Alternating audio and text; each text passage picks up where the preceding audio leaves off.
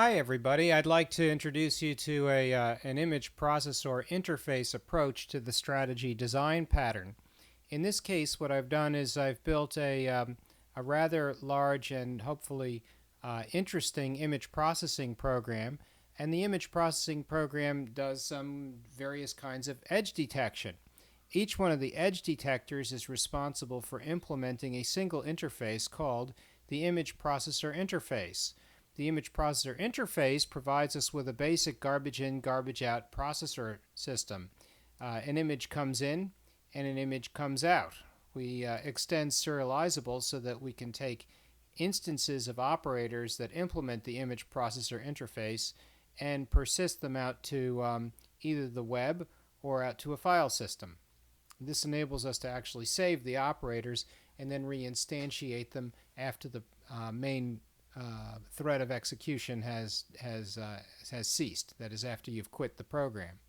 The number of different operators that could be used to implement the image processor interface, as you can well imagine, is practically unbound. And in fact, when we look at the number of usages in terms of implements, we see there are 144 current operators, and of course you could extend that at any one point in time.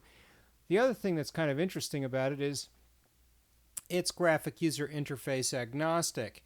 Here I've used a multiple desktop interface to present the output of the image processor interface operators. Here's a Wu color quantization algorithm. Here's an oil processor filter, which allows us to change a variety of different effects.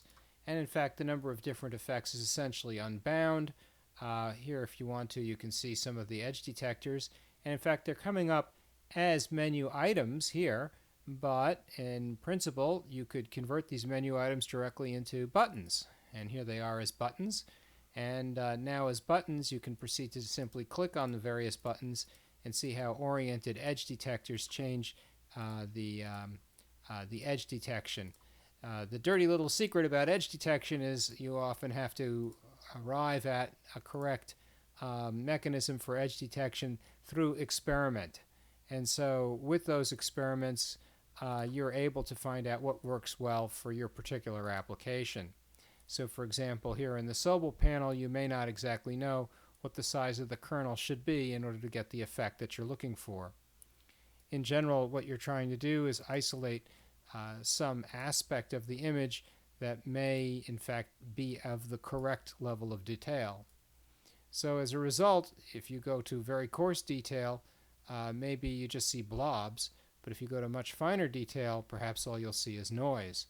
So the question of what's the difference between blobs and noise, well, perhaps it's a question that's best left to the application. My favorite answer is it depends. So in this particular case, while we're using Swing and a multiple desktop interface to display the output of our operators, there's certainly no reason why you couldn't change from Swing to something like a cell phone or perhaps even a back end for a web-based image processing application. And so here we have another example of the strategy design pattern, where the strategy is to implement a simple interface, and you can see this is as simple an interface as you possibly could have, and then based on that we create a large framework which enables us to do image processing.